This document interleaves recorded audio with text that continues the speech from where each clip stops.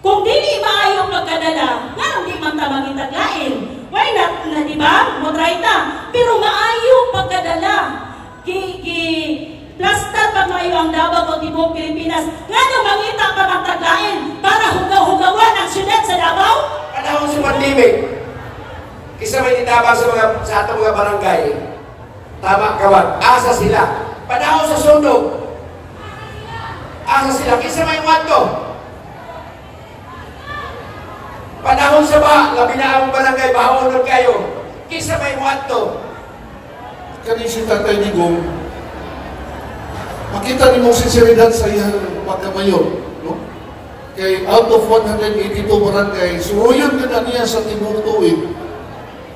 Abot mo na sa Pakibato, dito sa Marilog, malipay yun ng mga kapitan isip.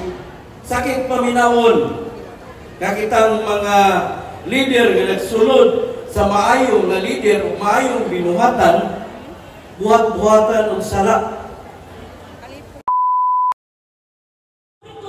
Nag-move sa oral argument regarding sa budget. Kanusa, instead na April 1, gi-move sa May 19, which is after election. Diba? Katungod na itong mga katauhan nga mahibalaan kung nga unsa na'y dagan, unsay unod atong mga blanco. Ako personally, kada bulan ako is 892 akong bulan sa PhilHealth. Unya, iayuda lang. Diba? Kinsa may mga PhilHealth member diri. Diba sakit sa ito ang buod, kita mga taxpayer, nga unti mo sa ayuda, di kita mapil. Isa may napil diri.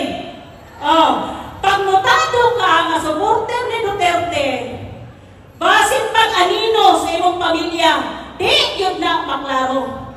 Diba? So karon, ang ilang gihimo, na-realize na ako, that's why, Spax Rocky, mo'y giuna nilang pa-down. Diba? Kapit siya i-contempt. Kay di ay, mo na ang mag-defend. No? So, karon, tuwan naman siya sa deheg, pero di ko siya appeal sa legal counsel kay kuan man siya, wala pa na-establish ang ihang visa. So, karon, ang nahitabo, kaning mga pro-Duterte vlogger, ipatawag na po sila, 20 sila kabuok, which is maunta to yung mga legit sources na to, nga paunsa ta makabalong usay mga naibanan mga katikaran. Pero ipatawag sila for sure for contempt yun na para paunsa, para patik-umon ang ilang bakbak. Now I challenge you as Davaoenos, naatay mga kababayan nga active kaayo sa Netherlands, sa The Hague. Alvin at Ruizen, every night naagid sila dito sama sa gihimo nato diri, nagahatag og updates, nagahatag og usa nga katikaran dito. Dili ta magsalig sa mainstream media, wa magyud sukad pod, no? Ang atong kakamping SMNI, gidaw na ang ilahang mga pages. Dili na nato makita. So nag-campaign na pod nga mao ni ilahang mga page. Kaya nga naman, sila lang man ang legit nga nagahatag o tinuod sa kahintang sa ato ang presidente, kanhing presidente. Karon, kaning mga mainstream media, naana sila dito. Kung nag-follow mo, si Zen Hernandez, si Bridget Hong, si Maris Umali, which is the viral karon, kanang grabe, magurag dili Pilipino. Kung makaingon, sabi tiguangan, higawas na. Igawas na, o siya kabalo, nga natin galay sa iyaha.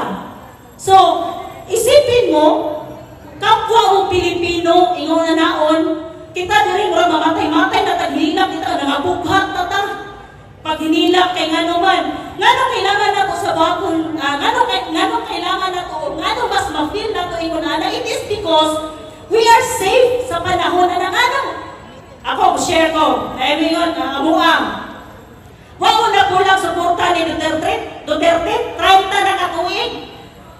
Anak ko, kung dili maayo pagkadala, nga nung di man ta mangitaglain. Why not, na di ba? Mo 30. Pero maayo pagkadala.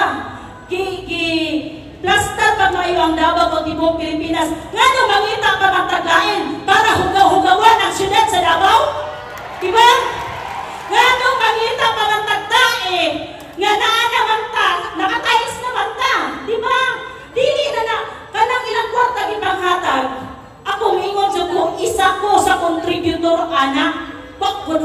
sa maulaw, di ba? Pero anyway, muagi lang. Munang ako, basin sa akong kaugalingon, ako emotional kay ko ana labi na kung pag-ingon nga na missing. Asa man daw puro naturon pangitaon. Pero nag-hold ko sa hope nga kung si Bibi Sara gani, tanaw ni mo, presko kayo, bapa kayo, despite sa pangitabo nga anak gid siya, unsa na lang kata, di ba? So anak ko, ang ingon ni PRRD, ana si Sara VP, unsay masulti nimo nga ang mga katawhan, ang mga Pilipino naghilak na, saya tubag, mahilak pud ka. O, ana siya, kung mahilak ko, walay problema nga masulbad. So tihanta mo hold, no?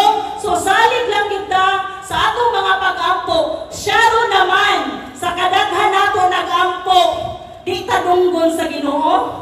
Syaro naman sa kadaghan nato dili makita sa Ginoo ang atong mga ginahimo. Karon ana si PRD, ang akong gihimo kadang pagkuhan sa mga criminals to save the million lives. Naapatay mga krimen kayo, diri mga kuan lang na mga basic na kayo na siya. Dili nila masabtan. Ang akong amo, Korean National, ana siya, I thought Duterte is king only in Davao City. I didn't realize that he is the king all over the world.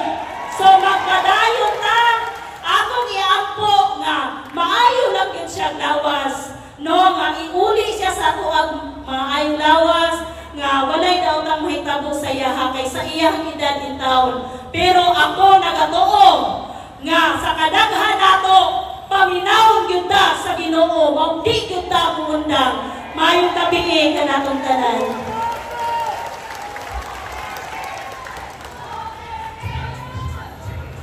Unya, muwi mo sila wa dahil nahimo. Panahon sa pandemic, kisa may itabang sa atong mga barangay. Di ba? Tama kawan, asa sila.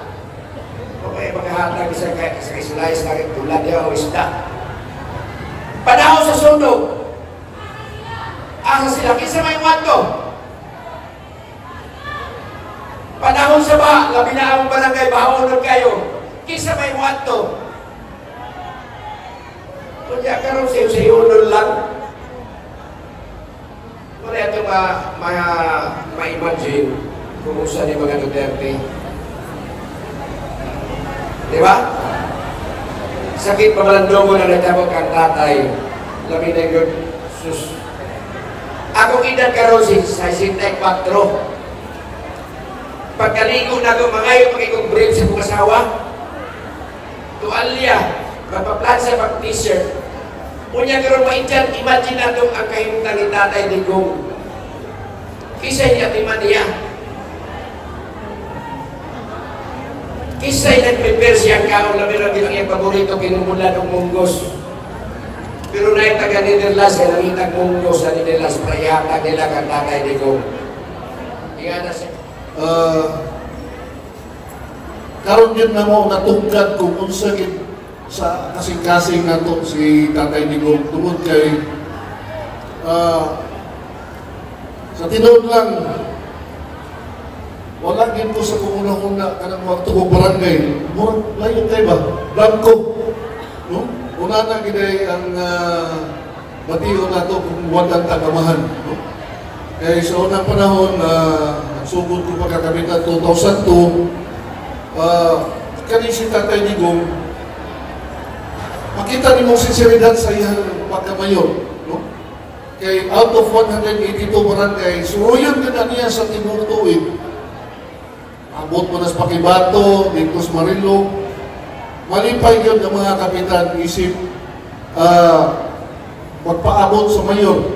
Kay muabot yun na siya sa mga araw ng barangay. Kunya, ako kayong kalipay sa mga barangay, inigabot yun ni Tatay Digong, no?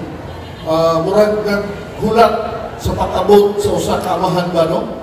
Na malipayon kayo ang mga tao sa barangay na muabot yun si Tatay Digong. una na siya ka sincero sa iyang pagserbisyo.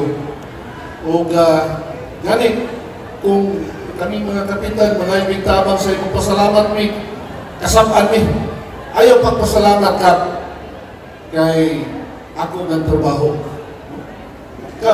Mayor, salamat kayo, Mayor, nakatabang ta sa atong constituent dito, namatyan, tabang, ayaw pagpasalamat sa kuwakap kay ako ng trabaho. Una na siya kasinsiro, no? Hindi niya ginaangkon ang mga serbisyo na pinaagi sa buhi sa tao, no? Dili parehas sa nitabo karon nga serbisyo ng taga maghatag taga-ex, akap, tupad, pero ang ilang pagpanghatag murag ilaha ang kwarta, no? So, pero si Tatay Digong dili naman kwarta na ninyo sa mga tao, no? Ako ray inyong itagaan o katungod nga muhimos programa o magkapod-apod sa mga hinabang dito sa mga katawan. So, una na siya ka-sincero. O kini si Tatay Digong, kami mga kapitan, dili na siya kay ordinaryong mayor. Ako ni siya idolo, idol gini na po siya. Muna nga kami mga kapitan, tungkol sa programa sa atong mayor na Peace and Order, kami mga kapitan, ako po nagkipaningkamutan ang Peace and Order sa mga barangay. Ako pong sundok-sundogon si Tatay Digong ang pina-Duterte style. No? Una na mo siya ka-idol. No? Pero dili din na mo na siya masundok kay nag-iisa lang yun ang Tatay Digong. Dili din na mo siya masundok, but perhaps amo siya model. No? Model na mo siya. Na amo pong mo po na iyang tambak sa mua at imanan yun ang Peace and Order sa inyong barangay. So, nga po'y maobserbahan ninyo na mga kapitan na murag yung si Tatay Digong o style, pina-Duterte style po ng Peace and Order. Okay, idol man na po siya. Kamulo ka, kani si Mayor Tatay Digong, lahi niya niyang leadership, no? Nakaklasik leadership, na ay autocratic leadership, na ay servant leadership, or na po'y kinaingon nga charismatic leader, no? Akong tanaw kang Tatay Digong, usa ni siya ka nasa leadership nga dito siya sa charismatic leader. Usa man ang charismatic leader, isa ra jud katao nga ultimate ang iyang pagka charismatic leader. Kinsa man? Walay lain si Jesus Christ. Si Jesus Christ is a charismatic leader. Nga naman, musulti lang siya, mo-inspired lang siya sa mga tao, mutuman, musunod ng mga tao sa iyo. Nasa charisma. Nasa charisma.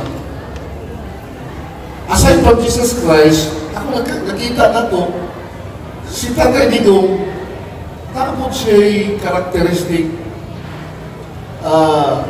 isip usa ka charismatic leader. Kami mga kapitan, istorya ko lang niya, pero maglihong tayo mi. Maglihong tayo mi. Ako siyang sundon. No? So, una na ang isang katalagsaon kayong leadership. No? Para din sa simbahan, mo replicate mo na sa simbahan, kita ninyo. Ang pare gani, basta mo ingon nga, natin project karon ato ning i-renovate ang ato ang simbahan. Di ba mulihong tayo ta? Oh, because we can see Jesus Christ sa image sa mga pare nato. They have a charismatic leadership. Una na po ni si Tatay Digong. Una kita, mingon na si Tatay Digong nga pagpuy. Sakit paminawon, kakitang mga leader nga nagsulod sa maayong na leader o maayong binuhatan, buhat-buhatan o sala. So tibuok kalibutan karon nagsubo. So busa giawhag na ko ang tanan. Ato ang mga kaigsuunan nga Muslims, ato ang kaigsuunan nga mga indigenous people, na ato pang likunon ang atuang mga pag-ampok. Nga unta, makauli na ang atuang amahan nga si Tatay Digong. So, kanatong tanan, daghan kayong salamat, isip representante sa Barangay Matina Crossing, naghandom o nag-ampok nga mapauli na si Tatay Digong sa maayong paglawas o maayong kahimtang. So, daghan kayong salamat. Bring him home, Tatay Digong. Bring him home, Duterte. Bring him home, Duterte. Daghang salamat ug maayong gabi. Ano yung tanan?